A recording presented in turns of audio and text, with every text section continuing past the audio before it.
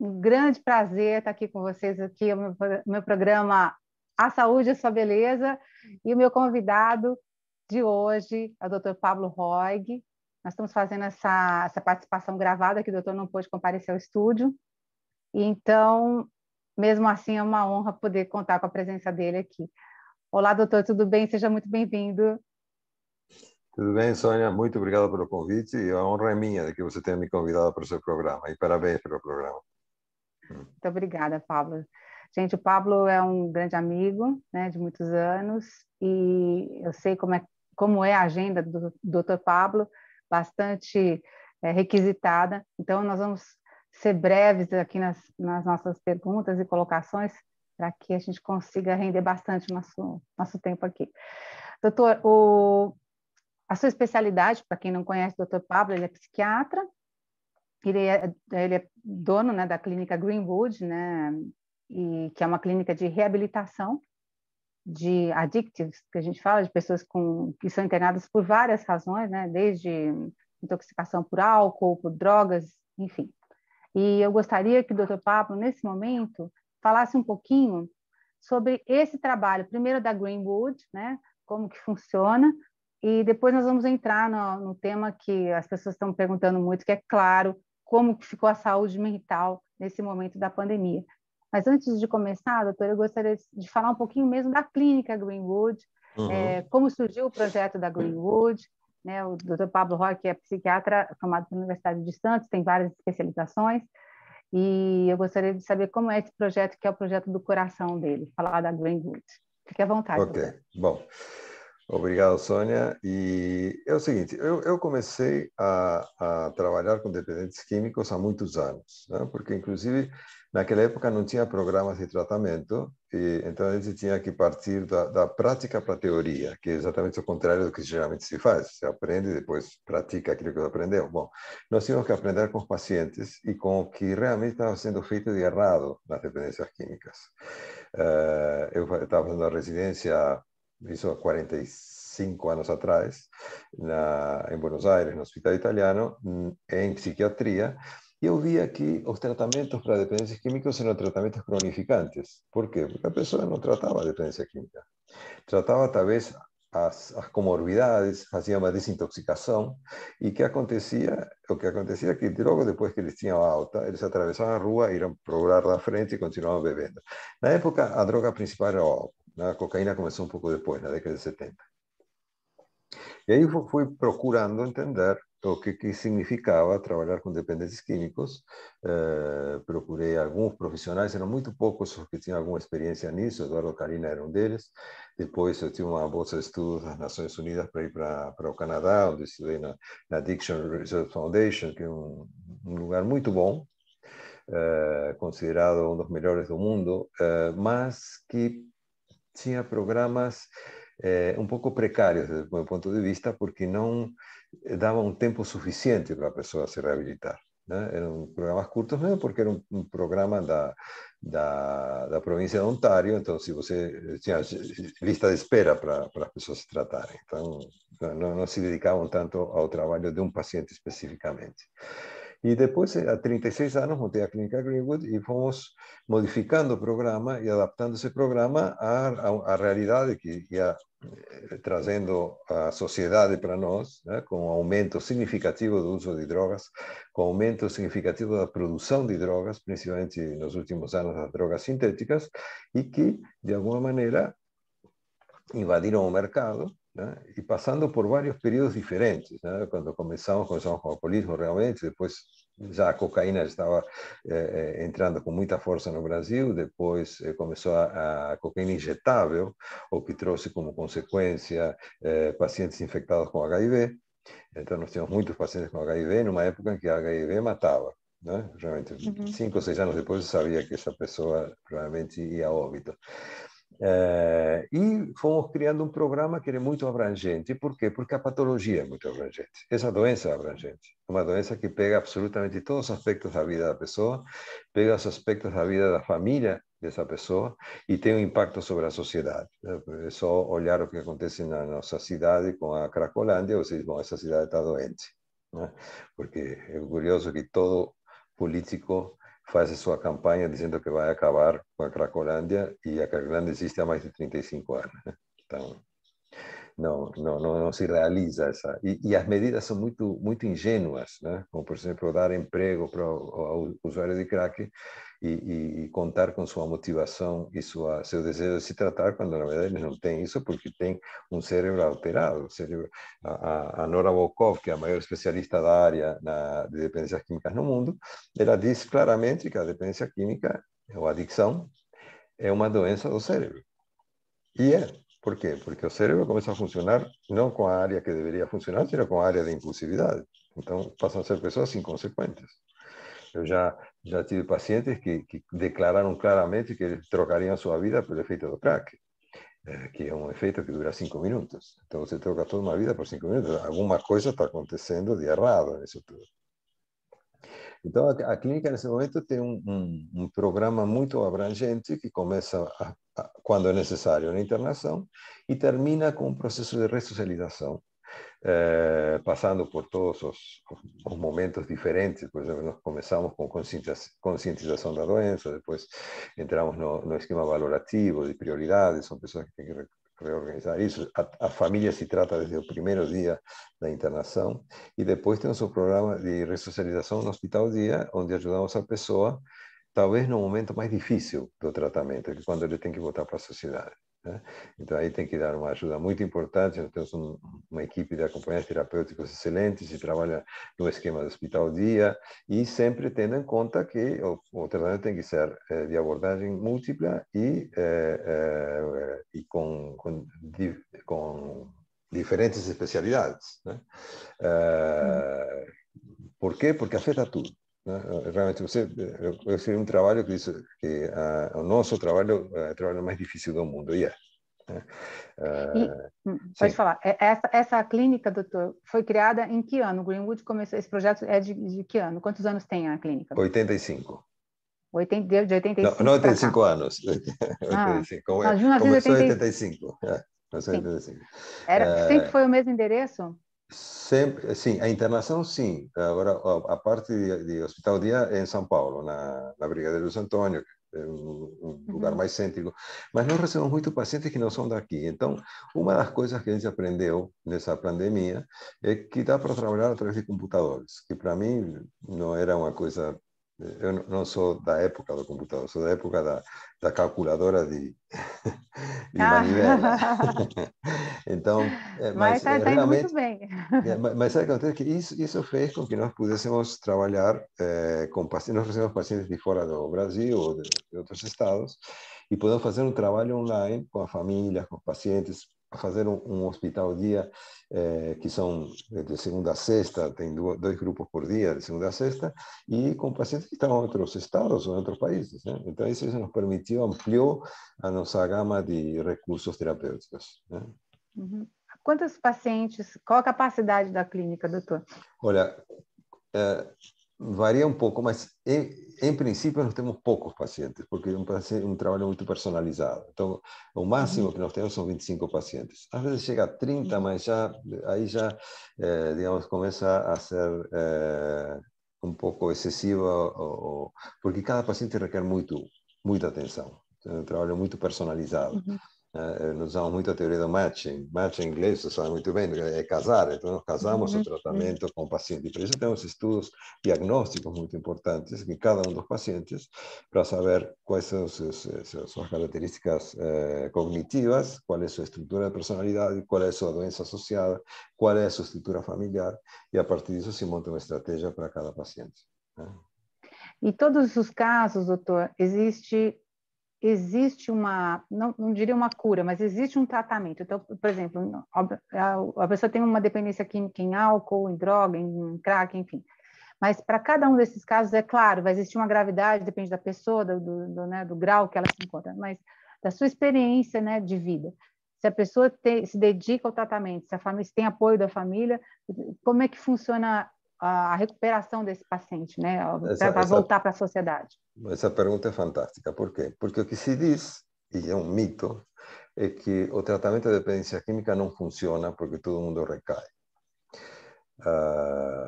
Então, tem resultados muito pífios, né? Na verdade, existe uma instituição que chama National Institute of Drug Abuse dos Estados Unidos, que é o NIDA, e que eles fizeram um esquema onde você tem 13 itens que as clínicas têm que cumprir, né? Para serem clínicas de alta complexidade. Esse esquema de tratamento foi testado e foi visto que é extremamente eficiente com reabilitação de pessoas numa porcentagem de 70% a 75%. Isso supera o que os antibióticos têm de resultado positivo. E ninguém duvida que o antibiótico vai te trazer um benefício, né? Mas quando se fala de dependências químicas ou de adicções, as pessoas se carregam isso de preconceitos. Um dos preconceitos, entre tantos que tem, é isso que não adianta tratar porque é uma doença crônica, como todas as doenças, né? Se você pensar, as únicas doenças que têm cura mesmo são as infecções, as viroses e as micoses. Na melhor, algumas viroses nada. As outras não. Você é hipertenso, vai ser hipertenso o resto da vida. Se você é diabético, vai ser diabético o resto da vida. E se você é um dependente químico, vai ser um dependente químico o resto da vida. Só que você tem como reabilitar essas pessoas e fazer com que tenham uma vida normal. Então, a reabilitação tem esse êxito de 70% a 75%. É muito. Então, muito mesmo. contraria essa ideia que acontece, que tem muitas estruturas de tratamento que são muito ruins e que não cumprem com esses 3 itens. Então, a pessoa, hoje estava falando com uma paciente nossa que tem 25 internações. Não conosco, essa é a 25ª. Só que passou por inúmeras internações que que faziam somente desintoxicação, ou que não tinham programa de tratamento, ou que não eram específicos. Hoje em dia, nós conseguimos modificar uma série de coisas ligadas à legislação brasileira, onde tem a possibilidade de fazer internações involuntárias. E que isso é muito importante. Isso O tratamento não fundamental, né, doutor? necessariamente é fundamental. Não necessariamente tem que ser voluntário. São extremamente eficientes os tratamentos involuntários também, né? Eu acho que, na minha opinião, né, como farmacêutica, enfim, e como pessoa da sociedade, frente ao que nós estamos vivendo hoje em dia, né, em frente a esse quadro da Cracolândia, como já foi citado aqui, eu acho que a internação involuntária é uma necessidade, né, e todos os cidadãos têm que ter consciência, né, do que o senhor está Olha, falando agora. se você tem uma doença que modifica teu cérebro e modifica tuas prioridades, e você passa a colocar como prioridade o uso da droga, em nenhum momento você vai ter realmente, em forma voluntária, o desejo de você se tratar, porque você tem que abandonar a droga. É básico. Então, por isso que os tratamentos voluntários são muito úteis, muito úteis. E graças a Deus, começou a ter uma conscientização disso aqui no Brasil, porque tem toda uma política, às vezes, contra internações, involuntariedade, etc., mas eles não trazem nenhum tipo de opção. Se você fala, ok, então o que eu faço? Né? Não sei. O que Aí você fica um faz? monte de gente na rua. Aí fica Claro. um monte de gente na Não, é rua, que é a uma mesma coisa que. Cracolândia. Por isso, imagina um suicídio. Né? Um suicida, não vai internar.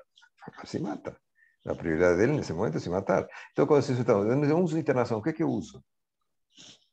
Não sabem. Né?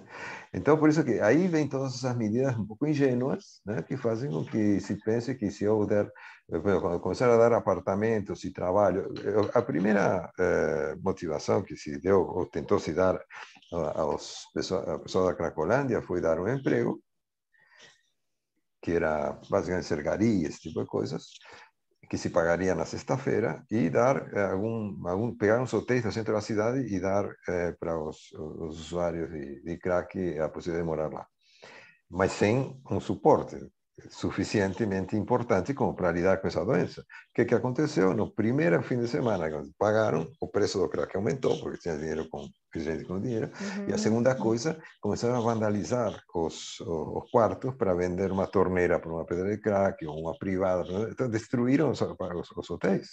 Então, são medidas extremamente ingênuas, que não têm em consideração a gravidade dessa doença, né? E aí não se respeita o paciente. Se pensa que o paciente dando uma migalha que é o que estão dando, ele vai ter que se respeitar a doença pela sua intensidade e pela sua destrutividade, né? E, doutor, o que o senhor acha? Por que falando dessas medidas do governo, né, eles não contratam, não consultam, né? Um Dr. Pablo Roig, por exemplo, para poder, ou talvez não haja interesse seu em gerir um projeto desse que resolva o problema da Cracolândia em São Paulo. Qual que seria um interesse político, realmente, na sua opinião? Não, o interesse é simplesmente eleitoreiro, não é político, não é de resolver essa situação. Primeiro, Entendi. porque não traz muito voto, em primeiro lugar, dá um pouco uma sensação de que me preocupo com a humanidade, mas não dá muito voto. E, em segundo lugar, porque olha, tem um artigo que escrevi que chama Os Descartáveis, que me refiro às pessoas da Cracolândia, né? Lamentavelmente, as sociedades são caras descartáveis, são subhumanos, são pessoas que vivem lá como zumbis vamos deixar eles num lugar da cidade que não me incomodem, né? Que não cheguem perto da minha casa, certo? E é um horror o que acontecerá. Realmente é um inferno de Dante. Eu, às vezes, quando vou em congressos internacionais e falo da Cracolândia, eu me esqueço que tenho que explicar o que é, porque as pessoas não entendem o que é uma Cracolândia. Como? Vocês convivem com isso? Né? E a segunda coisa é que precisa de investimento. E as pessoas não têm ideia o benefício que traria o investimento para resolver o problema das drogas aqui no Brasil. O custo da droga para a sociedade é altíssimo, e não só é custo econômico, né? Aumento da criminalidade, violência, um monte de coisas que acontecem em função da corrupção, tudo isso que acontecem em volta da droga e do tráfico de drogas, e que já se sabe que se você investe $1 nisso, você vai ter $5 de benefício, mas ninguém faz esse esforço, né? Porque não é uma solução a curto prazo. E não se esqueça que aqui os políticos pensam em 4 anos, né? Entendi. Entendi, não. A gente já sabe, infelizmente, que essas respostas existem, mas o medo de ouvi-las de um profissional como o senhor, Pablo, é muito grande, doutor, porque todos nós, cidadãos, eu que sou profissional da saúde, que convivo, né, com laboratórios, enfim, e convivo um pouco com isso, eu não trabalho diariamente, né, com essa parte psiquiátrica, e que, eventualmente, num acidente de percurso, acabo errando um caminho e encontrando com... Por exemplo, uma vez eu estava com o meu ex ligado e ele me levou numa noite e acabei passando pela Cracolândia, porque num desvio lá, não sei o que aconteceu de uma obra, e foi exatamente o que eu senti, que eu estava num filme de terror, né? Sim, mas Estava num filme de terror, daqueles mortos-vivos que a gente está, né? No meio daquela multidão completamente desnorteada. E aí eu penso, meu Deus do céu, mundo que poderia ser o ideal, né? E do mundo real que nós vivemos, né? Existe essa possibilidade. A Greenwood nada mais é do que um exemplo de que, com um pouco de esforço, dedicação, é claro, precisa de dinheiro, dinheiro. Mas aqueles que não têm dinheiro têm um projeto que já deu certo, que, né, um governo poderia copiar um projeto da Greenwood e fazer a coisa acontecer, né, a nível de SUS, a nível de tantas outras entidades que nós temos em São Paulo, com tanto dinheiro, né, que poderiam fazer com que projetos semelhantes acontecessem. Mas tem que ter vontade política para isso, esse é o problema. E realmente o investimento não é pouco. Imagina, na Cracolândia você tem aproximadamente umas 50.000 pessoas que circulam diariamente, né? Então é muito complicado. Por outro lado, você tem todo um grupo de gente que ganha muito dinheiro lá, que são os traficantes. Ele tem as barraquinhas, eles vendem crack, etc. E todo mundo fala que crack é uma droga barata. Não é uma droga barata. Sabe por quê? Porque dura 6 minutos, 7 minutos. Então você tem que usar outra pedra. Então as pessoas usam uma quantidade enorme de pedras. E aí o que acontece? Eles, já quando não tem mais dinheiro, tem que pagar a pedra de alguma maneira. E aí vem a prostituição, a venda de crianças, né? Eles vendem crianças para pedófilos, o roubo, a criminalidade que aumenta significativamente em função disso. A pessoa tem que conseguir dinheiro para conseguir a pedra, né? Então, Nossa, é um problema social, realmente assim. É um inferno. Né? É um inferno aqui em São Paulo, essa parte.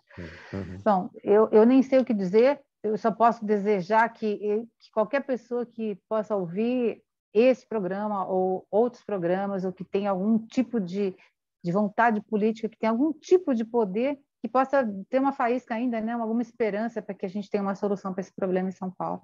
Isso, hein? E no mundo, né? Porque isso causa para o Brasil infelizmente, uma colocação muito pior do que nós vamos vivendo, né? Cada dia mais, o que chega lá fora do Brasil é sempre o pior, né, doutor? Olha, o Brasil é o país que mais consome crack do mundo, né, para você ter uma Olha só. noção. Né?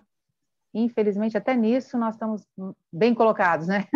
Nós estamos com mal, quando somos mal mesmo, né? Nosso governo, né? Consumo de crack, nós estamos bem nesses rankings, né? E aí, doutor, fazendo esse link, a resposta só pode ser: como é que o brasileiro, né, o que vai procurar uma ajuda no dia a dia normal de uma cidade como essa, depois de uma pandemia, pode estar mentalmente? Como é que estamos nós depois de uma pandemia? Olha, a pandemia mexeu com muita coisa. Inclusive, o diretor da OMS se preocupou há um tempo atrás, dizendo que ia ter que se fazer um investimento importante em psiquiatria, porque os males da pandemia não terminam agora, desde o ponto de vista da psiquiatria. Então, nós tivemos significativamente aumentado a depressão, as depressões, as insônias, os quadros de ansiedade, a violência doméstica, o consumo de álcool e drogas. As crianças passaram a estar muito inquietas, irritadas. Tiveram dano também na socialização, porque evidentemente deixaram de ir à escola, então ficavam muito tempo em casa. E o fato de ficar muito tempo em casa com os pais fazia com que os pais se irritassem com as crianças também, que estão 24 horas com a criança. Não vamos imaginar uma casa grande, imagina uma casa pequenininha, né? Pai e mãe, às vezes nem pai, só a mãe, com 5, 6, 7 crianças, e não podem sair de lá. Ou a mãe tendo que sair, mas tendo que enfrentar a doença. Tudo isso. E aí começaram uma série de coisas paralelas a isso, como, por exemplo, o bombardeio de notícias horrorosas que nós tínhamos todos os dias. Isso criava nas pessoas uma sensação de impotência frente a um inimigo invisível. Tanto eu comparei no trabalho que eu escrevi a técnicas terroristas. O terrorismo faz isso. Você nunca sabe em que momento vai te atacar e quando vai te explodir. Digamos. Então, esse é o objetivo do terrorismo.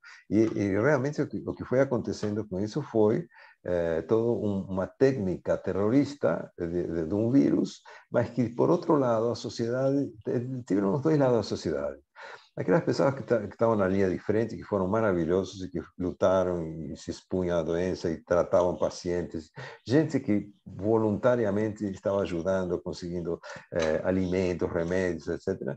E, por outro lado, o lucro político e as transgressões, como, por exemplo, vender álcool gel falsificado, roubar vacinas, tudo isso aí, que eu escrevi outro artigo que chama Nada Mudou.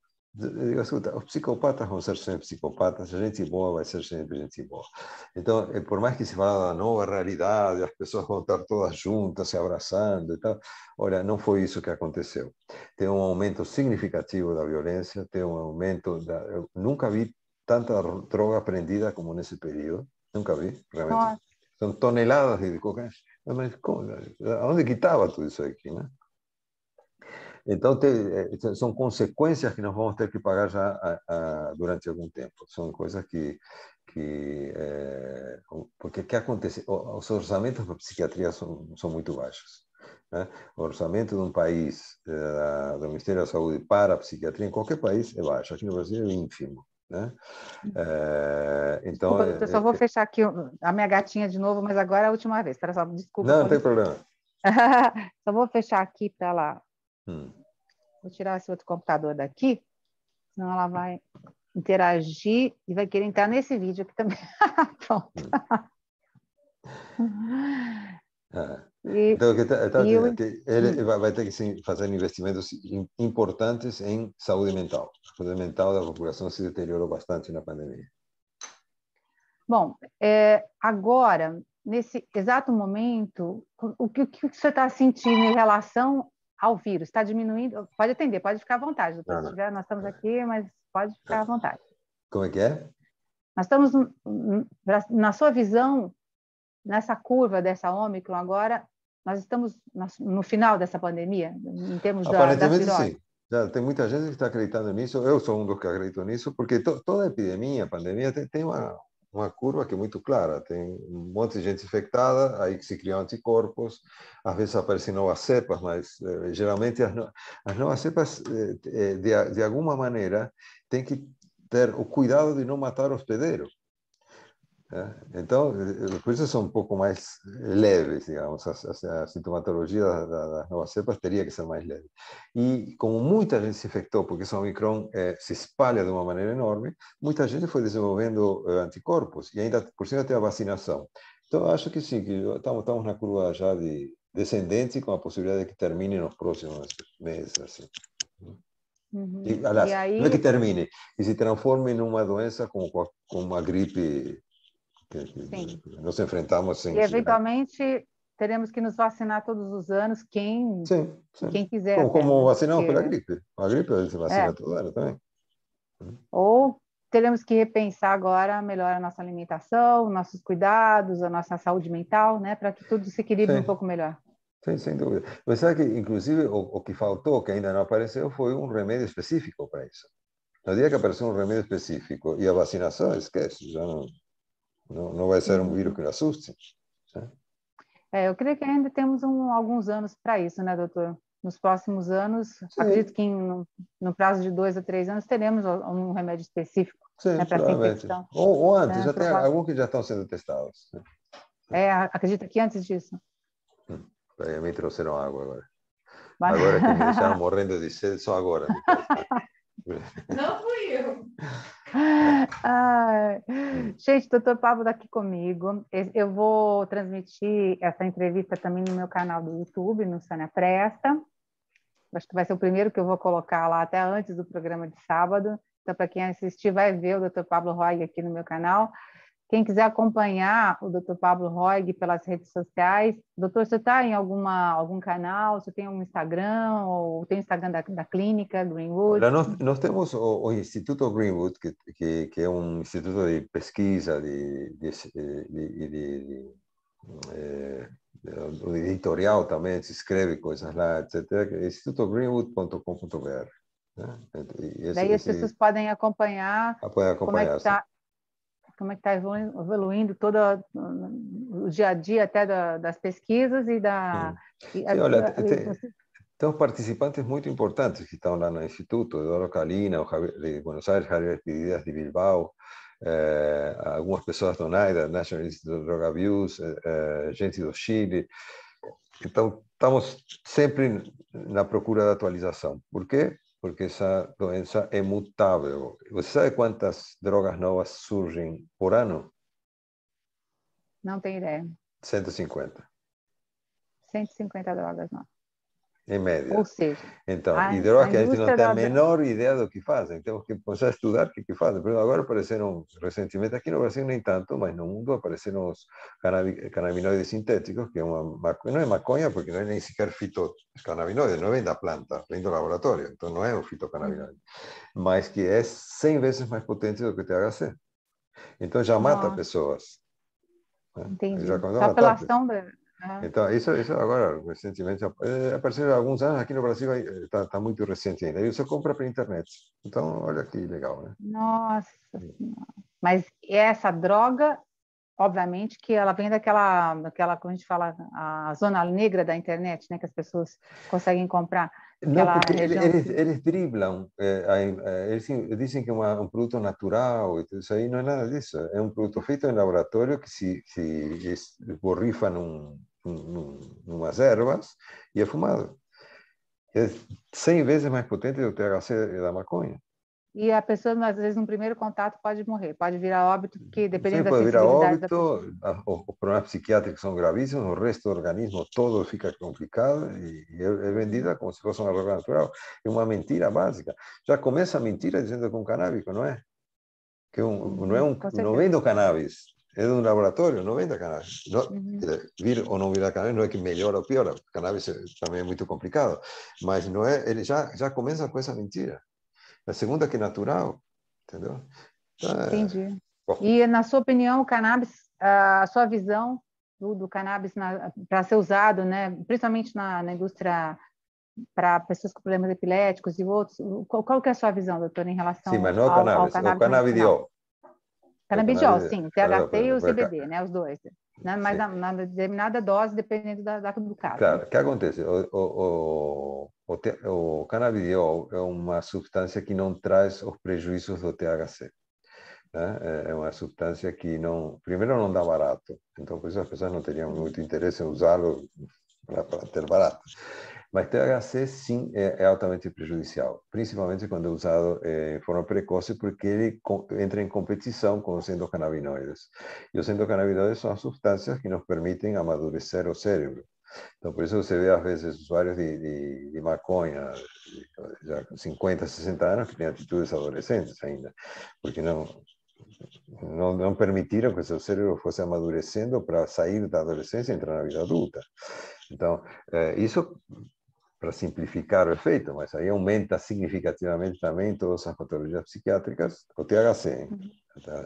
E aumenta a chance de você desenvolver quadros demenciais no futuro, mais precoces, Alzheimer e outros quadros demenciais. Então, é uma droga Mas complicadíssima. o CBD, em determinada dose, para Não, casos... CBD, não, estou falando do THC. Uhum. THC. Sim, sim. Só que Existem drogas que quando se associam os fala, dois, né? mas geralmente sabe que se fala a maconha. Não é maconha. A maconha é uma droga extremamente complicada. É um dos produtos da maconha que está sendo usado em forma terapêutica e está tendo bons resultados. Ainda está em estudo muita coisa, mas está tendo bons resultados. Sim. Mas não tem nada a ver com THC. THC é outra coisa. Uhum. Isso é uma polêmica que eu gostaria de conversar numa outra ocasião, porque a gente faria uma entrevista apenas falando sobre a maconha, sobre o uso da maconha, sobre como está sendo tudo isso no mercado brasileiro, principalmente, né? Senão a gente vai se estender muito nessa entrevista. Vamos deixar esse gostinho de quero mais para saber como é que fica a opinião do Dr. Pablo quanto à legalização, né, da maconha, do THC, do CBD, que são os produtos industrializados, né, que a gente está vendo na indústria farmacêutica. E, enfim, vamos deixar esse assunto para uma outra Olha, vez. pessoal, aí o importante, olha, tem gente bem intencionada, tem gente mal intencionada. As gente bem intencionadas são os que estudam, pesquisam, etc. Os mal intencionados estão preocupados em quanto dinheiro vão ganhar com a liberação da maconha. Então tem que diferenciar isso aí. E para isso é importante ver experiências de outros países. O Uruguai foi um desastre, a liberação da maconha. Não, canabidiol, tal, que é dado com receita, com dosagem, tudo isso aí. Foi um desastre. O Uruguai, que era um país extremamente tranquilo, se transformou num país agressivo, tem um aumento significativo de patologias psiquiátricas e um aumento de consumo de outras drogas também. Então, tem que pegar e olhar um pouco o que aconteceu lá. Então, quando você vê todo um movimento político pela liberação da maconha, assim, não, ela tem que ter limitações, tem que ter... Nos Estados Unidos, no último congresso americano que eu fui, que foi antes da pandemia, que tem estados que têm liberação total, digamos, recreativa e medicinal, outros só medicinal e outros que está proibido, você vê que onde está liberado, você vê muito mais patologia psiquiátrica, você vê muito mais acidentes de carro, você vê uma série de coisas que não acontecem onde está proibido. Então, os números falam então, claramente. está mais do que documentado, né? E as pessoas insistem em querer essa legalização. Eu também acho que, na minha opinião, não deveria ser legalizado, porque é uma droga e ela causa consequências. É uma droga então... que aumenta patologias psiquiátricas, diminui os elementos cognitivos, né? Impede, porque quando se começa a usar a maconha com 12, 13 anos, né? Impede o amadurecimento cerebral. Né? Então, não sei, já tem tantas drogas tão complicadas como álcool, tabaco, etc. Para que liberar uma outra droga? Não tem sentido nenhum. Tem razão. Acho que nós temos que evoluir em tantas coisas mais simples aqui no Brasil antes, né? Por isso mesmo. Sim. Agora, É a única droga contorcida assim, que eu conheço, a maconha. Você sabe que as pessoas que são a favor da liberação da maconha, se você fala contra, você automaticamente se transforma num nazista reacionário. Sabe? Sim. É uma coisa como se fosse uma ideologia. Porque elas não entendem, elas Por não isso, mas a querem gente está ouvir falando de esse ciência, não discurso. estamos falando de outra coisa. Não sou Exatamente, nós estamos falando preconceituoso. de outros tipos de consequência. Claro, sou a favor do uso de crises epiléticas em crianças, de problemas neurológicos causados por paraplegia e outros mais benefícios que o CBD, né, comprovado o uso. Claro que eu sou a favor da liberação e que fique acessível a todo mundo, né? Claro, mas isso não é liberação. Isso é você usar em forma terapêutica, com controle médico, com dosagem, com receita arquivada. Receita E tudo isso aí. médica, com certeza. Então, Que já é liberado, aliás, bom, né? ok, Já é você quer liberado pela fazer. Anvisa. Mas isso não é liberação da droga. Liberação da droga, inclusive, tem alguns parlamentares que eu tenho contato bastante negativo com eles, que eles sugerem que todo mundo teria que ter uma planta de maconha em casa, né? Então, não é bem assim. Depois, não é tão fácil você fabricar o óleo da maconha. Isso não é uma coisa caseira, é uma coisa que tem que ser feita em laboratório, bem feita, organizada, dosada, entendeu? Então, até aí, a ciência não é burra, a Você ciência, precisa, tudo que for positivo precisa... vai usar, o que não for positivo não vai usar, ou vai tentar evitar, porque, né? A ciência realmente não é burra. Bom, doutor, muito obrigada por participar do meu programa. Eu sei que o seu tempo é curto, já estou preocupada aqui com o seu horário. Não, já Vamos tem alguém se marcar uma outra queixando aqui. entrevista. Mas E eu tenho muito obrigado certeza pelo convite. que... Mas a honra é sempre minha quando as pessoas podem ter a oportunidade de ouvir esses esclarecimentos, porque as pessoas estão muito assim fechadas nos seus conceitos, né? E ouvir um pouquinho do que a gente tem que ouvir da realidade de profissionais como o Dr. Pablo Roig. Muito obrigada mais Te uma agradeço vez. muito. E parabéns pelo programa. Que bom. Estou muito feliz que Obrigada. você é uma condutora fantástica. Então, eu fico muito feliz que você Imagina, eu fico emocionada, gente, porque o Dr. Pablo, como é um amigo pessoal, né? Quando a gente conversa com um amigo, a gente tem tendência a ficar mais descontraído e tal, e eu acabo perdendo um pouco o foco, porque eu quero participar e quero falar ao mesmo tempo, mas eu acho que deu para passar um pouquinho a mensagem do que a gente trouxe, Eu espero que e sim. em breve vamos falar de assuntos, vamos continuar com esse tema do cannabis, que eu acho que é muito interessante, a indústria e o que vem acontecendo, numa próxima entrevista. Doutor, muito obrigada. Obrigado a Ótimo você. dia, ótima semana, e quando estiver no ar eu passo o link, tá bom? Perfeito. Um beijo. Beijo, Obrigada, tchau. doutor. Tudo de bom. Tchau, tchau. Obrigada.